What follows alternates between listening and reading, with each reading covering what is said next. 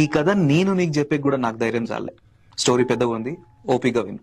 ఈ స్టోరీ వచ్చేసి అజయ్ది, నా ఫాలోవర్. తన రియల్ లైఫ్ లో జరిగిన ఇన్సిడెంట్. 9వ క్లాస్ లో ఉన్నప్పుడు తిన బ్రదర్ ఒక పల్లెటూరు పోయారంట, వెడ్డింగ్ ఉందని చెప్పేసి. అక్కడ మంచిగా ఎంజాయ్ చేసేది, అంతా బానే ఉంది. రిటర్న్ వచ్చిన తర్వాత వీళ్ళ బ్రదర్ కి జ్వరము, బాడీ పెయిన్స్, ఎక్కువ సఫర్ అయిండు.